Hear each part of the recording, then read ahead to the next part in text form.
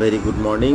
আমাদের morning session চলছে, morning session complete হয়ে গেছে আমাদের। তো আমি আজকে অ্যাজ এ ট্রেনার, তো এটা ছিল আমাদের belly fat last part. Okay, তো থ্যাংক ইউ। প্লিজ সবাই সাবস্ক্রাইব করে দিন এবং প্লিজ লাইক করুন এবং প্লিজ শেয়ার করুন, প্লিজ প্লিজ প্লিজ সাপোর্ট করুন।